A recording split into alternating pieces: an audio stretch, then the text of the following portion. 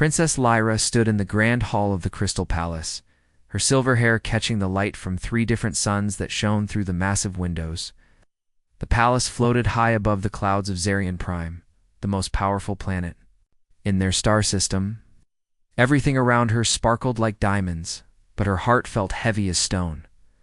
The War Council had gathered again, just like they did every morning for the past 2 years. 12 of the most important people in the Empire sat around a table made from a single piece of blue crystal. Ow. They all wore dark uniforms covered in medals and ribbons. Their faces looked tired and serious, the kind of tired that comes from fighting a war that never seems to end. King Theron, her father, sat at the head of the table. His golden crown caught the sunlight, but his eyes looked older than they should. Once, when Lyra was small, those same eyes used to light up when he told her bedtime stories about brave heroes and magical adventures. Now they only seemed to focus on maps showing battle plans and lists of soldiers who would never come home. The Andromedans have taken 3 more moons in the outer system, General Voss announced, his voice cutting through the silence like a blade. He was a tall man with scars on his face from battles fought long ago. We must respond with force. I suggest we target their civilian centers on Proxima Station. Lyra felt her stomach turn. Proxima Station was home to millions of families, people who had nothing to do with the war, except that they happened to live on the wrong side of the galaxy. Children played in the parks there, mothers worked in the gardens, fathers taught their sons and daughters how to fix broken things. Father, you cannot seriously be considering this, Lyra said, stepping forward. Her voice echoed in the large room, making everyone turn to look at her. Proxima Station is a peaceful colony. They grow food and make art. They don't even have weapons. The generals around the table shifted uncomfortably in their seats. They had heard the princess speak like this before, and it always made them nervous. Wars were supposed to be simple.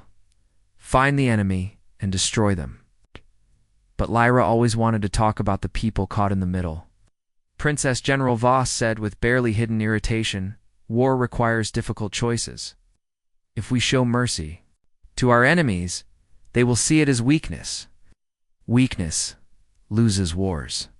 But this isn't mercy to our enemies, Lyra replied, her violet eyes flashing with passion.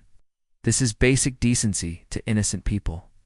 When did we become the kind of people who hurt children to win battles? King Theron watched his daughter with mixed emotions. Part of him was proud of her kind heart. She cared about people in a way that reminded him of his own mother, who had died when he was young. But another part of him worried that her softness would be seen as a flaw by those who sought to challenge his rule. Lyra, you must understand, the king said quietly. This war has been going on for 7 years. The Andromedans started it when they attacked our mining colonies. They showed no mercy to our people then. And that makes us just like them, Lyra shot back. Don't you see? Every time we do something terrible because they did something terrible, we become exactly what we claim to be fighting against. The room fell silent. The only sound was the gentle hum of the palace's energy systems, and the distant noise of aircraft flying in the sky far below.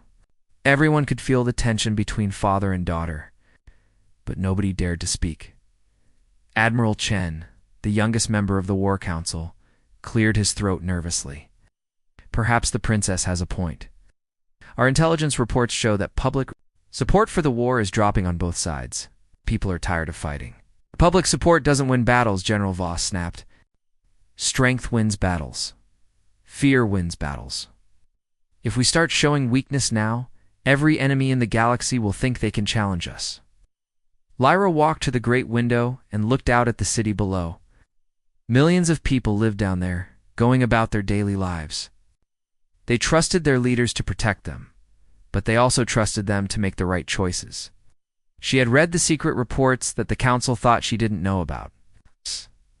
She knew that many planets in their own empire were beginning to question whether this war was worth the cost. I've been studying the history of this conflict, she said, turning back to face the room. Do you know how it really started? Not with the attack on our mining colonies? That was just the latest event in a chain of mistakes that goes back decades. She moved to the holographic display in the center of the room and began pulling up star charts and historical records. 50 years ago, both our empires were expanding into the same region of space. Instead of talking to each other and finding a way to share those resources, our governments chose to compete. Every small disagreement became a bigger problem. Every misunderstanding became a reason to build more weapons. The princess's fingers danced across the holographic controls, showing images of peaceful planets that had been destroyed in the fighting. Look at these worlds, beautiful places where people lived and loved and dreamed. Now they're just rocks floating in space because nobody wanted to compromise. General Voss stood up, his face red with anger. Princess, with respect, you're talking about ancient history. The Andromedans are our enemies now. They've killed millions of our people. They won't stop until they destroy everything we've built. You ever actually met an Andromedan? Lyra asked quietly. Have you ever sat down with one and asked them what they want? Or do you only know them through the reports of soldiers who see them as targets? The question hung in the air like a challenge. The truth was that none of them had ever had a real conversation with someone from the other side. The war had gone on for so long that the enemy had become like creatures from a nightmare. Rather than real people with families and hopes and fears, King Theron stood up slowly. He was getting older, and the weight of ruling an empire during wartime was taking its toll. Lyra, your compassion is admirable, but it's also dangerous. If word gets out that the royal family is questioning our war effort, it could cause panic. Our people need to believe that we're strong and united. Our people need to believe that we're right, Lyra replied. And father, I don't think we are anymore. Maybe we were once, but somewhere along the way we lost track of what we were fighting for. The princess moved closer to her father, and for a moment the mighty king looked like just a tired old man carrying too heavy a burden. When I was little, you used to tell me that a good leader protects their people. But who are we protecting them from if we become just as dangerous as our enemies? The debate continued for hours. Maps were studied, reports were read, and voices were raised in frustration. But no matter how many facts and figures were presented, the fundamental question remained. Had they been fighting for so long that they had forgotten what they were fighting for? As the meeting finally ended, General Voss lingered behind while the others filed out. He approached the king with a troubled expression. Your Majesty, the princess's words are spreading beyond this room. Some of our younger officers are beginning to question their orders. If this continues, it could undermine military discipline. King Theron looked out at the setting suns, their light painting the crystal palace in shades of gold and purple. His daughter had grown up in this palace, playing in these same halls where they now planned battles and counted casualties. Had everything become so complicated? What do you suggest, General? The princess needs to understand that her position comes with responsibilities. Her words carry weight, and that weight can either support the empire or tear it down. Perhaps it's time she learned that some truths are too dangerous to speak aloud. The king nodded slowly, but his heart felt heavy. He loved his daughter more than life itself, but he also loved his people. Sometimes loving one meant making difficult choices about the other. As night fell over Zarian Prime, Princess Lyra stood on her balcony, looking up at the stars. Somewhere out there, in the vast darkness of space, people on both sides of the war were going to sleep wondering if they would wake up to news of another battle. Children were having nightmares about monsters that might not be monsters at all. She had no idea that her father and his advisors were already making plans that would change her life forever. In their minds, they were protecting the empire from a dangerous idealist. In her mind, she was simply trying to find a way to end the suffering. Neither side realized that the choices they were about to make would set in motion events that would shake the very foundations of their civilization. 3 weeks had passed since the heated argument in the Crystal Palace. Princess Lyra sat in her private chambers, staring at the message that had just arrived from her father. The holographic display showed the royal seal, and the words glowed with an official blue light that made her heart race with excitement. A diplomatic mission to Cathara, she whispered to herself, reading the message for the third time. The Andromedans have agreed to peace talks. Commander Zara entered the room, her footsteps quiet on the polished floor. She was one of the few people in the palace who shared Lyra's dream of ending the war through negotiation rather than violence. Her dark hair was pulled back in a military style, but her eyes held the same hope that burned in the princess's heart. Your Highness, I've received the mission briefing, Zara said, holding a datapad. We're to depart tomorrow morning with a small diplomatic team. The king has personally requested that you lead the negotiations. Lyra stood up so quickly that her chair spun around. He's actually listening to me, Zara. After all these months of arguments and disagreements, Father finally understands that peace is possible. The excitement in her voice was infectious. For the first time in years, there was real hope that the killing might finally stop. She had spent countless hours developing peace proposals, studying both cultures, and imagining a future where children could grow up without fear of war. We should choose our team carefully, Zara said, sharing in her enthusiasm. This could be the most important mission in the history of both empires. They spent the evening selecting 3 trusted officers who believed in their cause. Lieutenant Kane was a communications expert who spoke several Andromedan languages. Dr. Reeves was a medical officer who had treated wounded soldiers from both sides and understood the human cost of the conflict. Sergeant Torres was a security specialist who could protect the delegation while maintaining the peaceful nature of their mission. As dawn broke over Zarian Prime, the small diplomatic vessel prepared for departure. The ship was called the Harmony, a name that seemed perfect for their mission. It was smaller than the warships that usually traveled through space, but it was fast and comfortable. Most importantly, it carried no weapons beyond basic defensive systems. King Theron came to see them off, something he rarely did for diplomatic missions. He embraced his daughter warmly, and for a moment, Lyra saw the loving father she remembered. From her childhood rather than the war-weary ruler he had become. "Make me proud, my dear," he said softly. "This could be the beginning of something wonderful." "I won't let you down, father," Lyra replied, her voice filled with determination. "When we return, we'll have the foundation for a peace that will last for generations." The journey to Cathara took 3 days through hyperspace. The ship moved through the swirling colors of folded space-time, traveling distances that would have taken months at normal speed. During the voyage, Princess Lyra worked tirelessly on her peace proposals, refining every detail to ensure the negotiations would succeed. She had prepared presentations about shared resources, cultural exchange programs, and joint colonies where both peoples could live together. The princess had even learned some basic Andromedan phrases. Wanting to show respect for their culture and traditions, Commander Zara noticed something strange about their route on the second day. "Your Highness, we're taking a longer path than usual to reach Cathara." When I asked the pilot about it, he said he was following specific orders from the palace. "Perhaps they want to avoid any military patrols," Lyra suggested. "The last thing we need is for either side to mistake our diplomatic ship for a military vessel." On the 3rd day, they finally arrived at Cathara. The moon was a desolate place, nothing but endless sand dunes and rocky outcroppings under a harsh orange sky. 2 small suns hung in the distance, their light creating an eerie twilight that made the landscape look like something from a dream. "It's certainly isolated," Dr. Reeves observed as they prepared to land. "Perfect for secret negotiations, where nobody will disturb us." The ship touched down near what looked like an abandoned research station. The air outside was breathable but thin, and the temperature was uncomfortably warm. As they gathered their equipment and prepared to meet the Andromedan delegation, Princess Lyra felt a mixture of nervousness and excitement. "This is it," she told her team. "Today we make history." But as they stepped out of the ship, something was wrong. Instead of Andromedan diplomats, they were greeted by Zephyrian soldiers in full battle armor. The troops surrounded them quickly, their weapons drawn but pointed at the ground. Captain Reeves stepped forward, his face hidden behind a military helmet.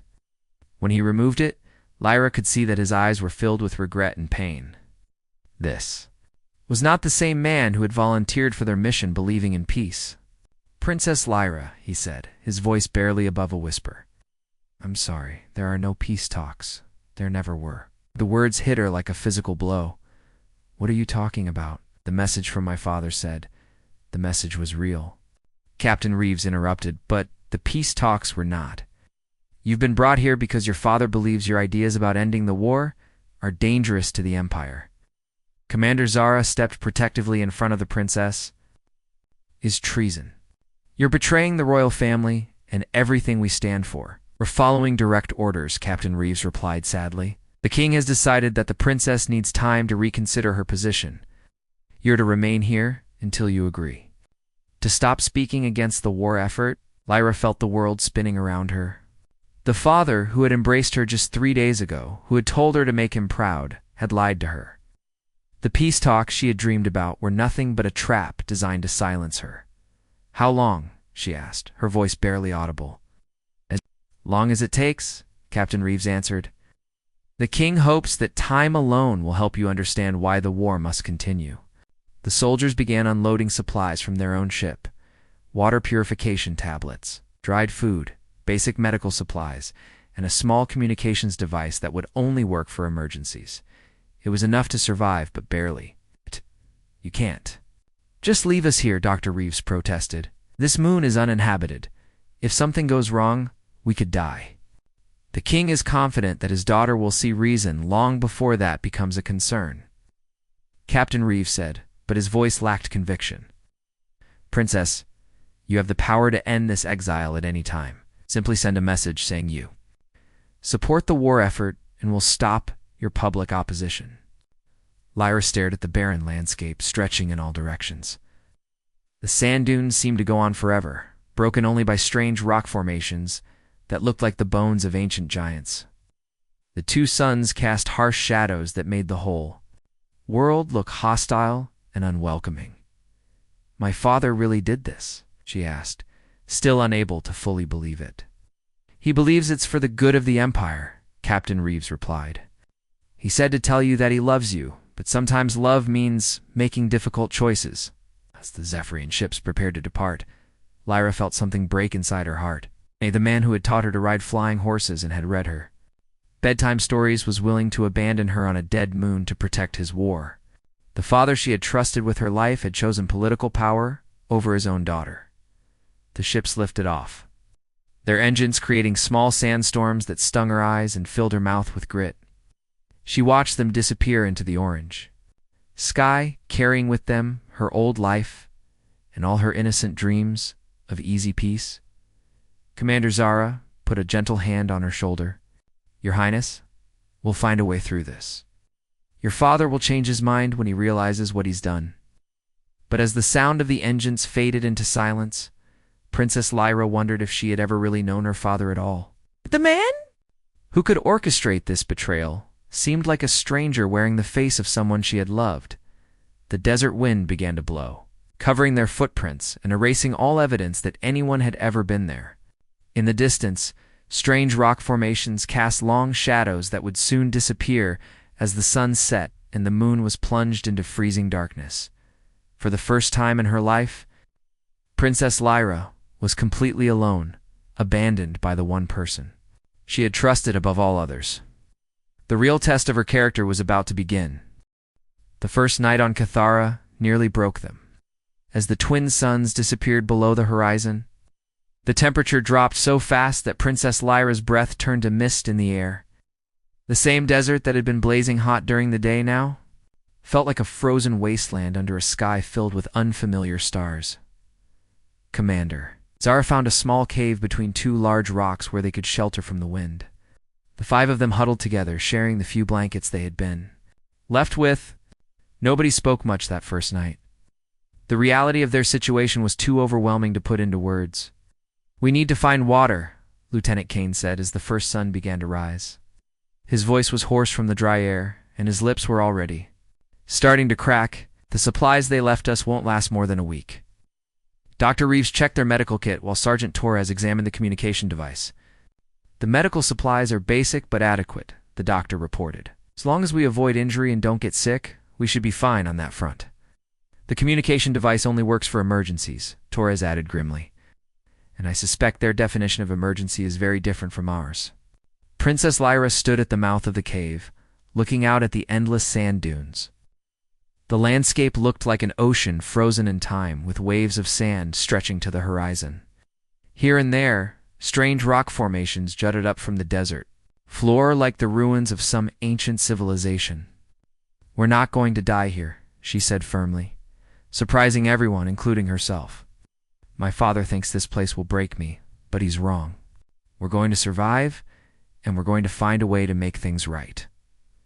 The first weeks were a constant struggle. They learned to travel during the cooler hours of dawn and dusk, resting during the scorching midday heat. Water was their biggest challenge. They found small amounts in hollow rocks where morning dew had collected. But it was never enough. Lieutenant Kane proved to be surprisingly resourceful. He discovered that certain plants growing in the shade of rocks contained moisture that could be extracted. The water tasted terrible, but it kept them alive. Dr. Reeves rationed their food carefully, making sure everyone got enough nutrition to stay healthy. On their 15th day, while searching for shelter during a sandstorm, they made a discovery that changed everything. Sergeant Torres noticed that one of the rock formations had an unusual opening that seemed to lead underground. When they investigated, they found themselves in a vast cave system that stretched deep into the moon's surface. "This isn't natural," Commander Zara said, running her hand along the smooth walls. "Someone built this." The tunnels were perfectly carved, with strange symbols etched into the stone. The air inside was cooler and more humid than the surface, and they could hear the sound of water dripping somewhere in the distance. Following the sound, they discovered an underground spring that provided fresh, clean water. "We can survive here," Dr. Reeves said with relief in his voice. "This changes everything." But the most amazing discovery was still to come. Deep in the cave system, they found a chamber filled with devices that hummed with energy, despite being clearly ancient. The walls were covered with more symbols, and in the center of the room stood a crystalline structure that pulsed with soft blue light. "Princess." Lyra approached the crystal carefully. As she got closer, it began to glow brighter, and suddenly, the air filled with images, holographic recordings of the people who had built this place. They were tall and graceful, with silver skin and eyes that seemed to hold the wisdom of ages. "Welcome, travelers," a voice said in perfect Zephyrian. "I am Keeper Alora, guardian of the archive. If you are seeing this message, it means you have found our sanctuary during a time of great need." The holographic figure of Keeper Alora explained that her people had lived on Cathara thousands of years ago, before the desert had claimed their world. They had been a peaceful civilization dedicated to learning and preserving knowledge. When they realized their world was dying, they had built this archive to preserve their wisdom for future generations. "Your galaxy is at war," Keeper Alora continued, somehow knowing about their situation. "This is not the first time such conflicts have torn apart the stars. We have seen this pattern before, and we know how it ends unless someone breaks the cycle." The archive contained the complete history of dozens of civilizations that had risen and fallen in their part of the galaxy. Princess Lyra spent hours every day studying these records, learning about conflicts that had happened long before her empire, the Andromedan Republic, had ever existed.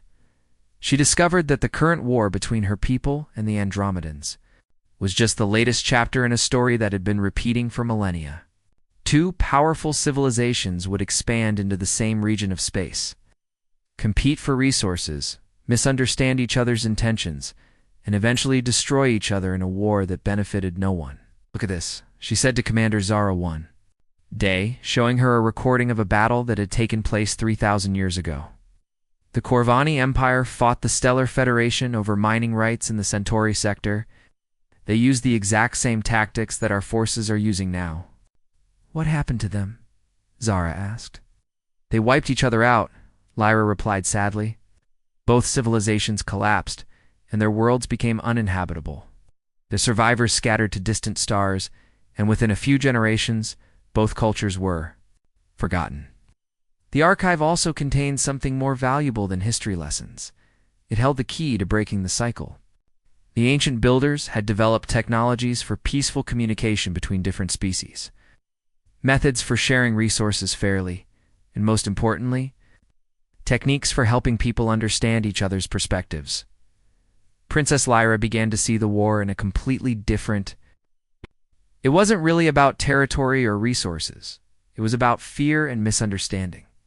Both sides were so afraid of being destroyed by the other that they had become the very thing they feared most. We need to get this information to both sides, she told her team one evening as they sat around a small fire in the archive chamber.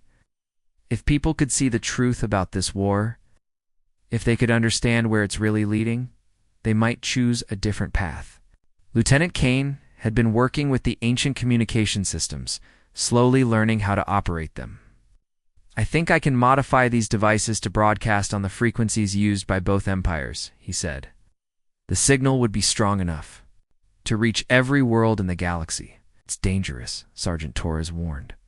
If your father finds out you're transmitting from here, he might decide that exile isn't enough. He could send forces to stop you permanently. Princess Lyra looked around at her companions, these brave people who had chosen to stand with her, even when it meant sharing her fate.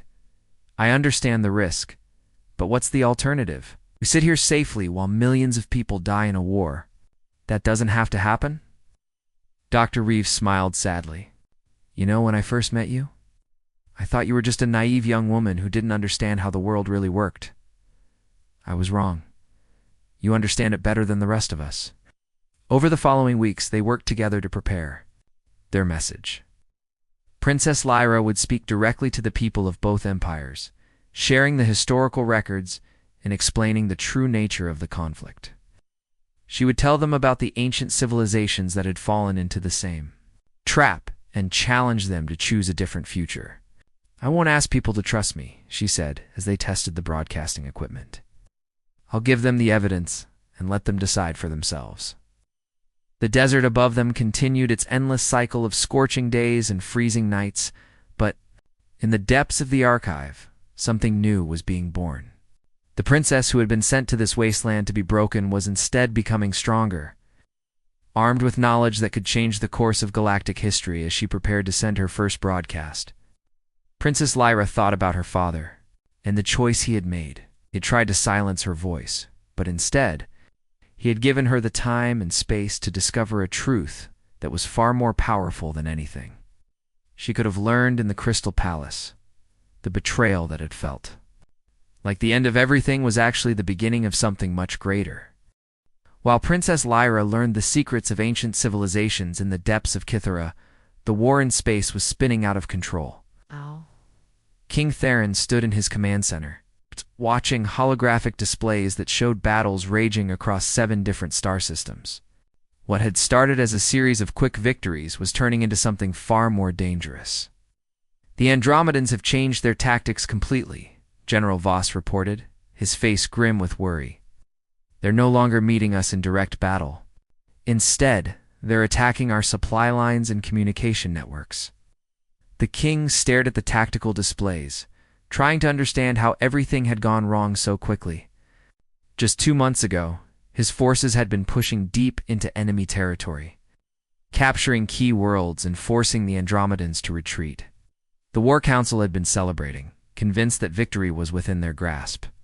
Now, half of his fleet was trapped behind enemy lines, cut off from supplies and reinforcements. Ships that had been built to fight glorious battles were slowly starving in the darkness of space, their crews growing desperate as food and fuel ran low. Who was commanding their forces now? The king asked, though he dreaded the answer. Supreme Commander Kairos, Admiral Chen replied. He took control of their military 3 weeks ago. Everything changed after that. King Theron had heard of Kairos before, a brilliant strategist who had been considered too radical by the Andromedan leadership. The fact that they had put him in charge meant they were getting desperate too. Desperate enemies were the most dangerous kind. Sir, a young communications officer interrupted nervously. We're receiving reports of strange broadcasts appearing on our networks. Someone is transmitting from an unknown location, showing historical records, and asking people to question the war. General Voss's face turned red with anger. Andromedan propaganda. They're trying to weaken our resolve by making our people doubt the righteousness of our cause.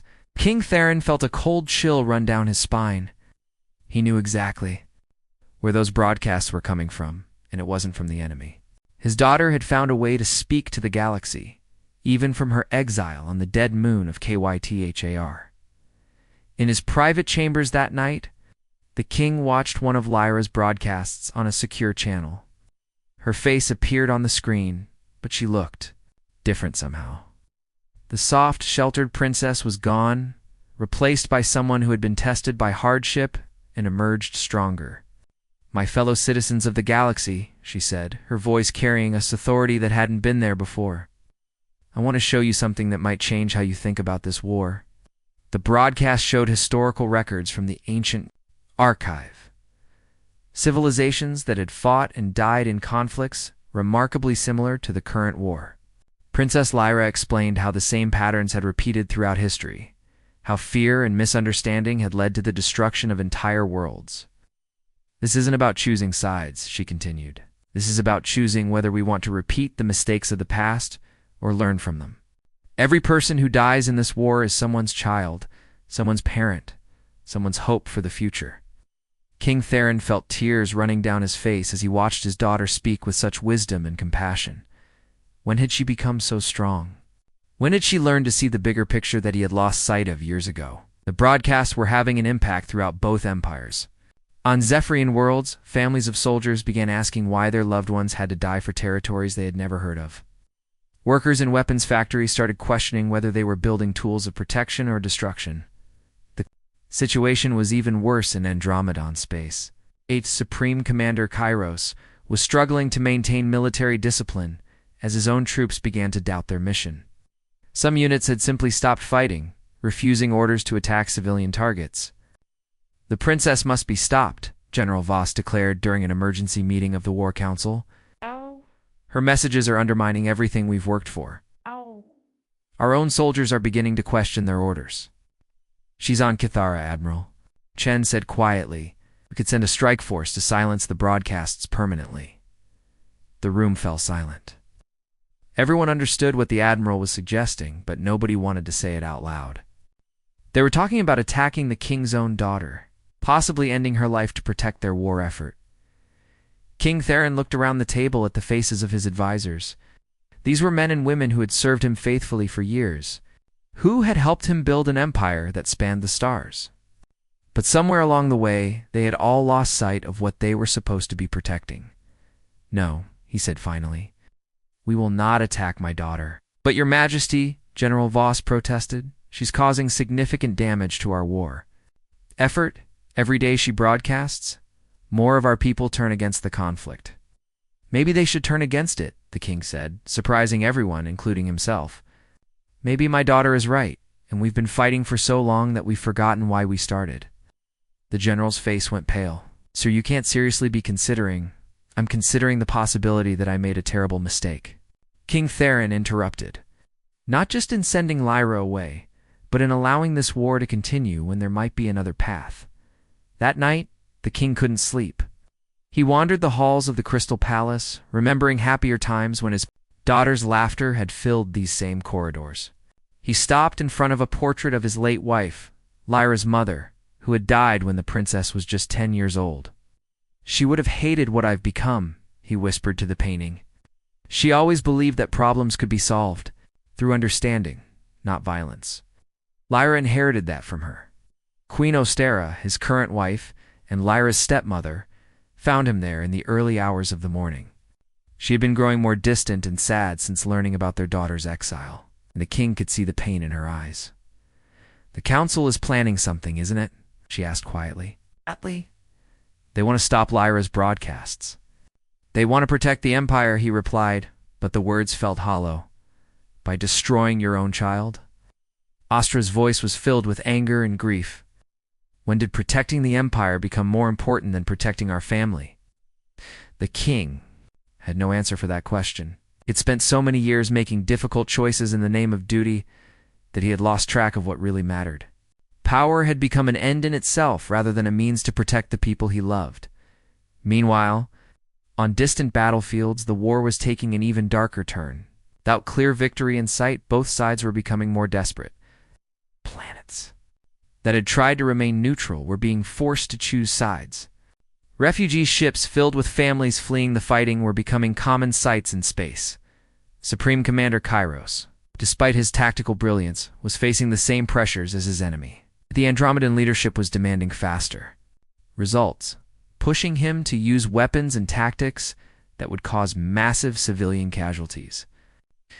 The broadcasts from Kythera are affecting our forces too, his aide reported. Some of our pilots are refusing to bomb civilian targets, saying the princess has shown them the truth about this war. Kairos stared out at the stars, thinking about the young woman whose voice was reaching across the galaxy from a dead moon. He had never met Princess Lyra, but her words were having more impact on the war than all his military strategies combined, back on Zarian Prime. King Theron made a decision. That would change everything. He called for a private meeting with his closest advisors, the ones he trusted most. But this time he didn't invite General Voss or the other Warhawks. "I want to open a secret communication channel with my daughter," he announced. "It's time. I heard what she has to say." The choice he was about to make would either save his empire or destroy it completely. But for the first time in years, he was more concerned about saving his soul. The secret message from King Theron reached Kythera 3 months after Princess Lyra's first broadcast. She was working in the ancient archive when Lieutenant Kane rushed in with the communication device, his face showing a mixture of excitement. "In confusion, Your Highness, we're receiving a private transmission. It's from your father, but he's not using official channels. This is coming through a hidden frequency that only the royal family knows about." Princess Lyra felt her heart racing as she activated the device. Her father's face appeared on the small screen, but he looked older and more tired than she remembered. The confident king who had sent her into exile was gone, replaced by a man who seemed to be carrying the weight of the entire galaxy on his shoulders. "Lyra," he said, his voice barely above a whisper, "I need to tell you something that should have been said months ago. I was wrong." The words hung in the air like a confession that had been waiting to escape for too long. Princess Lyra stared at the screen, hardly believing what she was hearing. "Your broadcasts have shown me things I didn't want to see," King Theron continued. "The truth about this war, about what we've become, about what I've become, sent you away because I thought your ideas were dangerous, but I was the one who was dangerous." Princess Lyra felt tears running down her face. Part of her wanted to be angry, to remind him of the months of suffering and uncertainty he had caused. But another part of her, the part that still remembered the father who had taught her to be compassionate, felt only sadness for the pain they had both endured. "Father," she said into the device, "I forgive you. But forgiveness isn't enough anymore. The war has to end." "I know," he replied. "That's why I'm coming to get you. But Lyra, you need to understand General Voss and the War Council don't know about this communication. They're planning to send military forces to stop your broadcasts permanently. We don't have much time." The transmission ended, leaving Princess Lyra and her team to prepare for what might be their final days on Kythera. They had become a small family during their time in exile, supporting each other through hardships that would have broken them individually. Now they faced the possibility that their mission might end in violence. "Whatever happens," Commander Zara said as they gathered their equipment, "we've already changed things. People across the galaxy are questioning this war because of what we've shared with them." 2 days later, the sky above Kythera filled with ships. Princess Lyra and her team watched from the entrance to the ancient cave system as vessels from both empires descended toward the moon's surface. The rescue mission her father had promised had arrived, but so had forces that wanted to silence her forever. King Theron's ship landed first, accompanied by a small group of loyal guards. The king stepped out onto the desert sand, and Princess Lyra could see that he had changed as much as she had during their separation. The arrogant ruler was gone, replaced by a man who understood the true cost of his decisions. Their reunion was emotional and complex. Father and daughter embraced, but both knew that their relationship had been forever altered by what had happened. Trust would have to be rebuilt slowly, through actions rather than words. "I brought someone with me," King Theron said, gesturing toward his ship. "Someone who wants to meet you." To Princess Lyra's amazement, Supreme Commander Kairos of the Andromedan forces emerged from the royal vessel. He was younger than she had expected, with intelligent eyes that held the same war weariness she had seen in her father's face. "Your Highness," Kairos said with a respectful bow, "your broadcasts have reached our people as well. Many of us have been looking for a way to end this conflict without more bloodshed." Before anyone could respond, the situation became more complicated. General Voss arrived with a fleet of military ships, clearly intending to arrest the princess and anyone who had helped her. At the same time, Andromedan forces loyal to the old regime landed on the other side of the desert, equally determined to capture or eliminate the woman whose words had disrupted their war plans. For a tense moment, it seemed like Kythera would become the site of another battle. 3 different factions faced each other across the ancient desert, each believing they were right. Each prepared to fight for their vision of the future. Princess Lyra stepped forward, walking into the space between the opposing forces. Her voice carried clearly across the desert as she spoke, using the communication skills she had learned from studying the ancient archives. "Look around you," she said, gesturing to the barren landscape. "This is what war creates. This moon was once a beautiful world, home to a civilization that valued wisdom over conquest. They're gone now, and all that remains is sand and ruins." She activated a portable holographic projector that Lieutenant Kane had built using the ancient technology. Images from the archive appeared in the air above them, showing the history of conflicts that had destroyed world after world throughout galactic history. "We have a choice," Princess Lyra continued. "We can repeat the mistakes of those who came before us, or we can learn from them. Every person here represents thousands of others who are tired of fighting, tired of losing friends and family to a war that solves nothing." Supreme Commander Kairos stepped forward to stand beside her. "The princess is right. This conflict has cost both our peoples too much. It's time to find a better way." King Theron joined them, and slowly others began to lower their weapons. Even some of General Voss's soldiers seemed uncertain about their orders to arrest the princess. "This is treason," General Voss declared, but his voice lacked conviction. Around him, his own troops were beginning to question whether they really wanted to start another battle. "No," King Theron replied firmly. "This is wisdom, something I lost sight of, but my daughter helped me find again." The negotiations that followed were unlike anything in galactic history. 3 former enemies sat together in the ancient archive, a chamber surrounded by the wisdom of a civilization that had learned too late the cost of conflict. Princess Lyra shared everything she had discovered about the cyclical nature of war and the alternatives that existed for those brave enough to choose them. Supreme Commander Kairos brought detailed intelligence about both military forces, showing how the war had reached a stalemate that could only end in mutual destruction. King Theron offered to make unprecedented concessions, including shared control of disputed territories and cultural exchange programs. The breakthrough came when they realized that neither side had ever really understood what the other wanted. The Andromedans weren't seeking to destroy the Zephyrian Empire. They simply wanted security for their own people and access to resources their worlds needed to survive. The Zephyrians weren't driven by conquest. They were afraid of being overwhelmed by their more numerous neighbors. "We've been fighting shadows," Princess Lyra observed. Each side was so afraid of what they thought the other might do that they never stopped to ask what they actually wanted. The agreement they reached became known as the Kythera Accords. It established new principles for resolving conflicts between civilizations, created joint institutions for managing shared resources, and most importantly, included mechanisms for preventing misunderstandings from escalating into wars. General Voss and the hardliners on both sides opposed the agreement, but they found themselves increasingly isolated as news of the peace negotiations spread. Across the galaxy, people who had lived in fear of war celebrated the possibility that their children might grow up in a more peaceful universe. Princess Lyra chose to remain on Kythera as the first director of the new Intergalactic Peace Council. The moon that had been her prison became the foundation for a new kind of diplomacy, one based on understanding rather than threats. King Theron returned to Zarian Prime a changed man. He spent his remaining years working to transform his empire. From a military power into a center of learning and culture, the father who had once been willing to sacrifice his daughter for political advantage became one of history's greatest advocates for peaceful conflict resolution. The desert moon where a rebellious princess had been left to die became a symbol of hope that even the deepest betrayals could lead to redemption, and that sometimes the greatest victories come not from winning wars, but from finding the courage to end them.